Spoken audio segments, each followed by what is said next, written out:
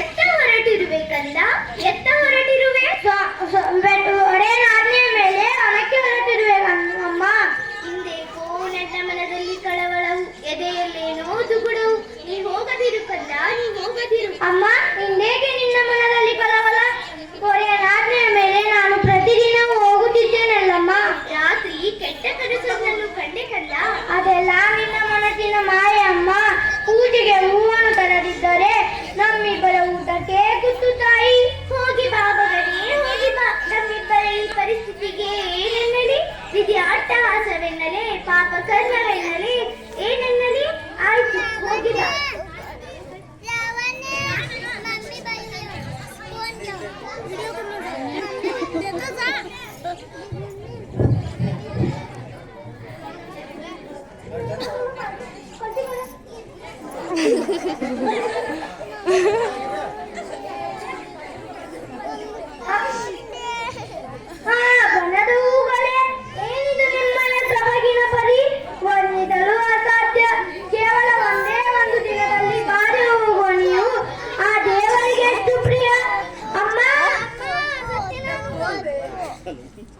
ಏನಾಯ್ತು ಲೋಹಿತಾಶ್ವ, ಏನಾಯ್ತು? ಹಾವು ಕಚ್ಚಿದ ನನಗೆ ಸವಾರಿ ವೇದನೆ. ಅಮ್ಮ ಅಮ್ಮ, ಇಲ್ಲೇ ಇರು, ಅಮ್ಮನನ್ನು ಈಗಲೇ ಕರೆದುಕೊಂಡು ಬರುವೆ.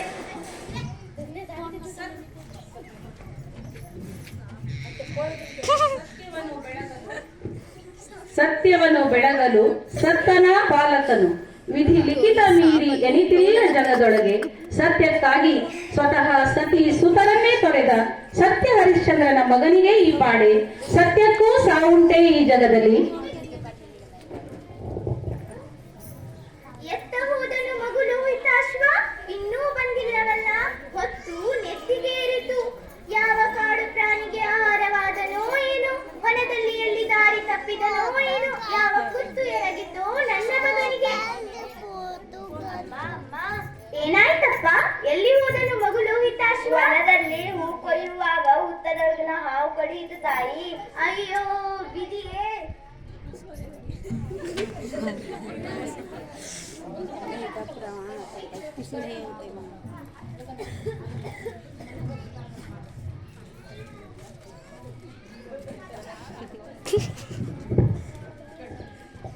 ಸ್ವಾಮಿ, ನನ್ನೊಡೆಯ, ನಾನು ವನಕ್ಕೆ ಹೋಗಿ ಬರಲೇ?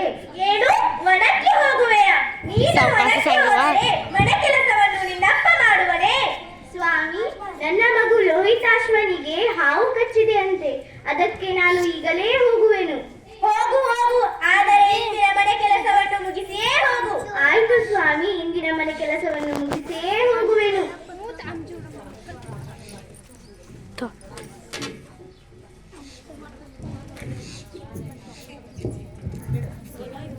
ಏನಾಯ್ತು ಕಂದ, ಏನಾಯ್ತು? ಅಮ್ಮ, ನನ್ನ ನಿನ್ನ ಋಣ ತೀರಿತು ತಾಯಿ.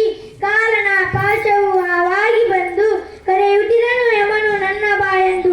ನಾ ಬರುವೆನಮ್ಮ, ನಾ ಬರುವೆ. ಮಗು ಲೋಹಿತಾಶ್ವ,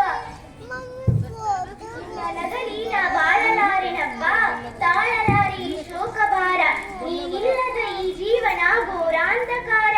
ದೇವ, ನನಗೇಕೀ ಪರಿಸ್ಥಿತಿಯ ತಂದಿಟ್ಟಿರುವೆ? ಆಸೆಗಳೆಲ್ಲ ನಿರಾಶಾವಾದ. ತೊಟ್ಟಿಲು ತೂಗುವ ಈ ಕೈಯಲ್ಲಿ ತೂಗಿ ತಿಂದು ಮಗನ ಶವ. ಸುತನ ಮಸನ ಕೈಯುವ ಮಾತೆ, ನಾನೇ ಇರಬೇಕು ಈ ಜಗದಲ್ಲಿ.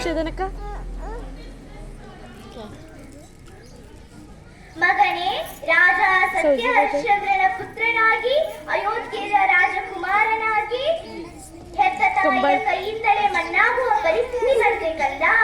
ಅಯ್ಯೋ ವಿಧಿಯೇ. ಪ್ರಾಣಪ್ರಿಯರಾದ ಪತ್ನಿ ಪುತ್ರರಿಗೆ ಒದಗಿದ ಈ ದುರವಸ್ಥೆಯನ್ನು ಅರಿಯದ ನಿನ್ನ ತಂದೆಯಲ್ಲಿರುವರೋ, ಏನು ಮಾಡುತ್ತಿರುವರೋ ಒಂದೂ ತಿಳಿದಿಲ್ಲವಲ್ಲ.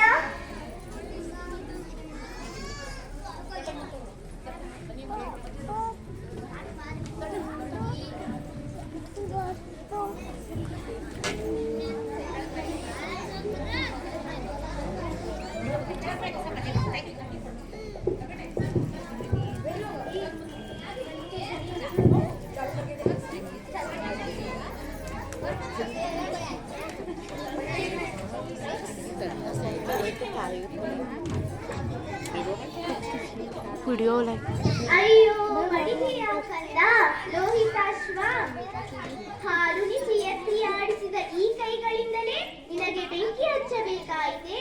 ಕ್ಷಮಿಸು ಕಂದ, ಕ್ಷಮಿಸು, ಈ ತಾಯಿಯನ್ನು ಕ್ಷಮಿಸು. ಯಾರದು? ರಾತ್ರಿ ಹೊತ್ತು ಸ್ಮಶಾನ ಕಾಯುತ್ತಿರುವ ಈ ವೇಳೆಯಲ್ಲಿ ನನಗೆ ತಿಳಿಯದಂತೆ ಬಂದವರು ಯಾರು?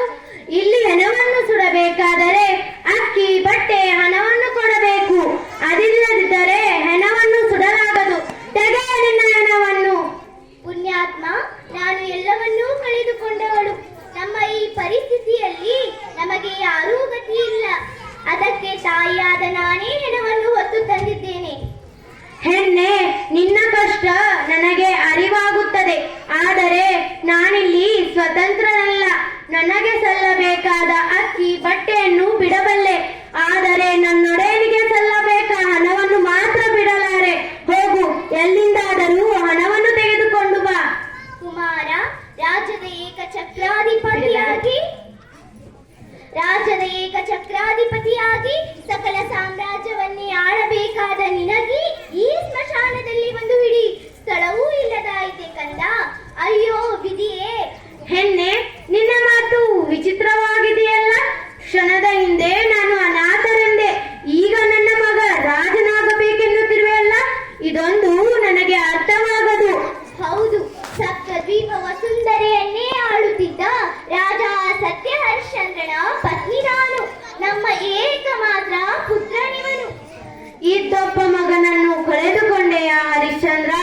ಸೂರ್ಯವಂಶ ಕೊನೆಯಾಗಿ ಹೋಯಿತೆ. ಏನು, ನೀವು ನನ್ನ ಪತಿಯನ್ನು ಬಲ್ಲಿರಾ? ಬಲ್ಲೆ, ಚೆನ್ನಾಗಿ ಬಲ್ಲೆ.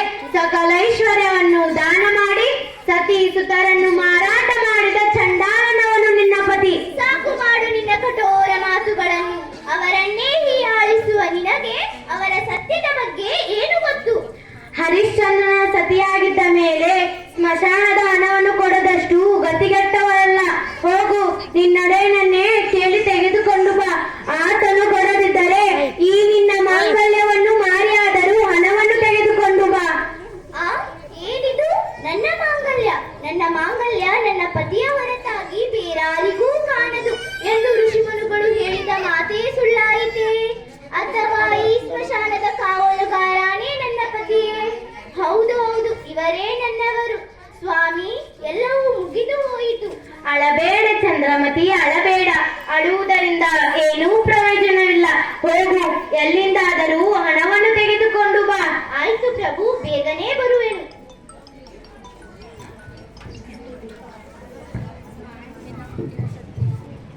ಅರೆ, ಇದೇನಿದು? ಕಾಶಿರಾಜನ ಮಗನನ್ನು ಕೊಂದ ಹೆಣ್ಣಗಳು ಇಲ್ಲಿ ಓಡಾಡುತ್ತಿದ್ದಾಳಲ್ಲ. ಅವಳಿಗೆ ಮರಣದಂಡನೆ ವಿಧಿಸಲಾಗಿದೆ. ಹರಿಶ್ಚಂದ್ರ, ತೆಗೆದುಕೋ ಈ ಖಡ್ಗವನ್ನು, ಕಡಿಯವಳ ತಲೆಯನ್ನು. ಇದು ನಿನಗೆ ಕೆಲಸ ಕೊಟ್ಟ ಭಾವುಕನ ಆದೆ. ಕಡೆಯದಿದ್ದರೆ ಎಚ್ಚರಿಕೆ. ಓ ದೇವರೇ, ಇಂದು ನನ್ನ ಜೀವನವೇ ಸತ್ಯ ಎಂಬ ಭಾವನೆಯಿಂದಲೇ ಕಡಿಯಲು ಮುಂದಾಗುತ್ತೇನೆ ಪರಮೇಶ್ವರ. ಇಂದು ಅಳಬೇಕೆಂದು ಅನ್ನಿಸಲಿಲ್ಲ. ಆದರೆ ಇಂದು ಪತಿವ್ರತೆಯಾದ ಮಡದಿಯನ್ನೇ ನಾನು ಕಡಿಯಬೇಕೆ? ಎಲ್ಲಾದರೂ ಉಂಟೆ ಸ್ವಾಮಿ? ಕಾಣದ ಕೈಯೇ ಆಡಿಸು. ಆದರೆ ನಾನು ಸತ್ಯವನ್ನು ಮಾತ್ರ ಬಿಡಲಾರೆ. ಚಂದ್ರಮತಿ, ನೀನು ಮಾರಣ ಹೋಮಕ್ಕೆ ಸಿದ್ಧರಾಗು. ಓ ಕಾಶಿ ವಿಶ್ವನಾಥನೇ, ನನಗಿದು ಸಾಮಾನ್ಯ ಮರಣವೇ? ಮಾಂಗಲ್ಯ ಪರಮೇಶ್ವರನೇ ವಾಸಿಸುವ ಈ ಸ್ಮಶಾನದಲ್ಲಿ ಮಾಂಗಲ್ಯ ಕಟ್ಟಿದ ನನ್ನ ಪತಿಯಿಂದಲೇ ನನಗೆ ಮರಣವೇ? ಸ್ವಾಮಿ, ನಾನು ಸಿದ್ಧಳಿದ್ದೇನೆ. ಕಡಿಯಿರಿ ನನ್ನ ತೆರೆಯನ್ನು. ಸತ್ಯವನ್ನು ಉಳಿಸಿಕೊಳ್ಳಿ ಪ್ರಭು. ಓ ದೇವರೇ, ಇಂದು ಎಲ್ಲವನ್ನೂ ಕಳೆದುಕೊಂಡೆ. ನನ್ನ ಜೀವನವೇ ಸತ್ಯ ಎಂಬ ಭಾವನೆಯಿಂದಲೇ ಕಡಿಯಲು ಮುಂದಾಗುತ್ತೇನೆ ಪರಮೇಶ್ವರ. ನಿಲ್ಲು ಹರಿಶ್ಚಂದ್ರ, ನಿಲ್ಲು ಹರಿಶ್ಚಂದ್ರ, ನಿಲ್ಲು. ನಿನ್ನ ಸತ್ಯಸಂಧತೆಗೆ ತ್ರಿಮೂರ್ತಿಗಳಾದ ನಾವು ಮೆಚ್ಚಿದ್ದೇವೆ. ಸತ್ಯಂ ಶಿವಂ ಸುಂದರಂ ಎಂಬುದನ್ನು ನೀನು ಇಡೀ ಜಗತ್ತಿಗೆ ತೋರಿಸಿಕೊಟ್ಟೆ ಹರಿಶ್ಚಂದ್ರ. ನೀನು ಕಳೆದುಕೊಂಡ ಸಕಲವೂ ನಿನಗೆ ಪ್ರಾಪ್ತವಾಗಲಿ. ನಿನ್ನ ಮಗನಿಗೆ ಪುನರ್ಜನ್ಮವಾಗಲಿ. ನೀನು ಕಳೆದುಕೊಂಡ ಸಾಮ್ರಾಜ್ಯ ನಿನಗೆ ಪುನಃ ಸಿಗಲಿ. ಸತ್ಯಕ್ಕಾಗಿ ಸರ್ವಸ್ವವನ್ನು ತ್ಯಾಗ ಮಾಡಿದ ಸತ್ಯ ಹರಿಶ್ಚಂದ್ರನ ಹೆಸರು ಸೂರ್ಯ ಚಂದ್ರರಿರುವವರಿಗೂ ಈ ಭೂಮಂಡಲದಲ್ಲಿ ಹರಿಶ್ಚಂದ್ರ ಚಿರಸ್ಥಾಯಿಯಾಗಿರಲಿ.